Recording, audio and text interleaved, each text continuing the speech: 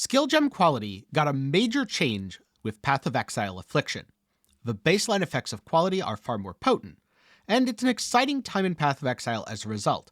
There's so many builds and possibilities that I can barely even keep up with the patch notes. I read through them, entered a daze, and I don't think I've woken up from a coma yet. And all that is before the new Transfigure gems, GGG's revised take on alt qualities, which, don't worry, I'm going to be talking about in an upcoming video, so be sure to get subscribed for that and leave a like while you're down there. But today, I wanted to take some time and talk about some cool uniques you can use to enhance the quality of your gems, be it normal or trans. And I'm sure just as I said that, the first thing that popped into your mind was Ashes of the Stars. Yes, it got some nerfs, but it does provide 30% quality if perfect rolled, which is 1.5 times the amount a skill normally has. So using Tornado Shot as an example, with Ashes of the Stars, you would fire 2.5 secondary projectiles. Except there's no 0.5, so you're going to need something else here. But that's a little bit problematic, right? I mean, quality of skill gems isn't exactly a stat that's lying around on items all over the place. There are a few things you can get on rares, but then you're probably not making the best bow. If only there was something else you could use, another way to get quality, and no, I don't mean enhanced support, then you're giving up a valuable damage link. Oh wait, you could use something like Dialis Malua, which provides plus 30% quality to skills in green sockets. It also provides levels to skills in red sockets, which makes for some interesting options, because for a lot of support gems, having levels is better than having quality. The quality is often an increase that scales additively with all your other increases. If you only have 200% increased damage, then 20% increased is 10% more damage. But if you have 2000% increased, it's gone down to a mere 1% more damage. Whereas just getting 2% more damage could in fact be better scaling. So you'll want a mix of green and red sockets depending on the gem and exactly what its quality offers. And also, Dialis doesn't exactly have too many relevant stats, but hey, you can corrupt it, so at least you'll get the plus gems or increased damage. And you know what they say, sometimes the best defense is killing everything before it kills you. But now we have another 30% quality for a Tornado Shot, plus 30 from Ashes, and 20% on the gem. This total of 80 means you gain 4 secondary projectiles for each primary projectile you fire.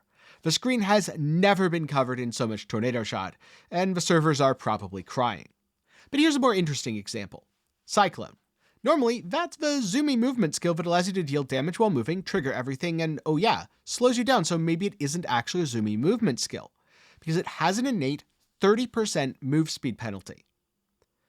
But Divergent Cyclone, flip that around, where the gem's quality gave you a move speed bonus, canceling out the penalty. And now that's just the baseline effect for Cyclone. 10% more move speed at 20% quality, which is 40% more at 80% quality. So if you're wearing Ashes of the Stars, and you have a Dialis Malua, and your Cyclone is in a green socket, that's right, you have 10% more movement speed. You go faster while cycloning than you do just walking around. I guess Cyclone is the zoomy movement skill after all. And this is just one of the examples of some of the cool stuff that you're going to be doing by manipulating gem quality in Affliction, League, and beyond, since these aren't things tied to a specific League mechanic. Instead, they're core game changes. This is all before the fun and cool scaling from the Wildwood Ascendancies. If you want to know more about that, well, I have a video up in the card and down below that you can watch after this. Now in the Cyclone example and the Tornado Shot example, I'm assuming it's a functional skill that you're going to deal damage with. But if you don't need to deal damage, maybe consider a Replica Void Eye. It's certainly a lower opportunity cost to give up a ring than it is to give up a chest piece. And if you don't need any supports, this massively enhances the quality of a socketed item. So let's just say you have a skill like Bone Offering that gives 10% increased effect, or Brand Recall that gets 20% cooldown recovery. Both of these are powerful utility effects where you might actually want the quality more than any supports. So with a 20% gem in a Replica Void Eye, that's 50% cooldown recovery for Brand Recall, allowing you to spam it and pull all your brands back to you far more efficiently, or 25% increased effective bone offering, which with a bit more quality may just fully block cap you. And that isn't to say that there's no opportunity cost here. That also isn't to say that Replica Void Eye isn't one of the uniques that's getting reworked, since we do know a lot of replicas are getting buffed or changed in some other way. But there's still a lot of interesting potential here, especially for skills that have very powerful baseline effects. In fact, some minion builds already used the Replica Void Eye trick, placing their Convocation for 50% increased skill effect duration and 50% increased cooldown recovery speed. That way you run around the map, pulling your minions to you as quickly as possible. Is it worth giving up a ring slot? Well, the faster you pull your minions, the faster you clear your map, so absolutely yes.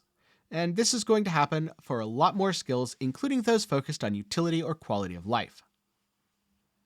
But maybe you want all the damage, and also to ignore support gems. Well, at that point I'd say you're just being difficult.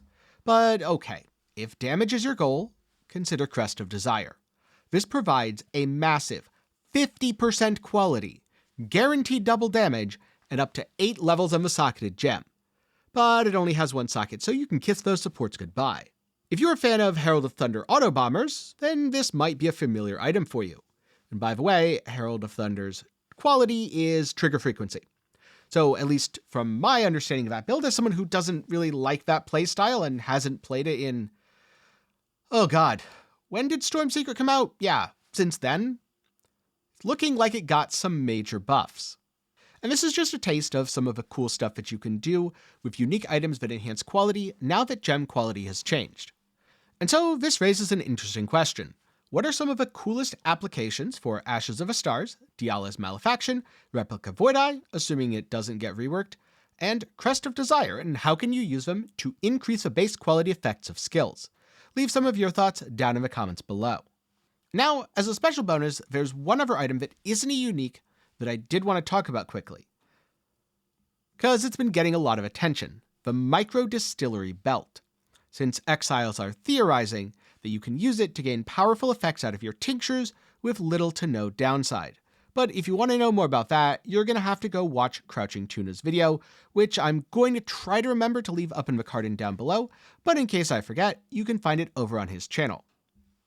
And lastly, if you're still looking for something else to watch, maybe you've watched everything I've recommended so far, well, I've also recently given my thoughts on some of the biggest winners, losers, and new playstyles to come out of these base quality changes.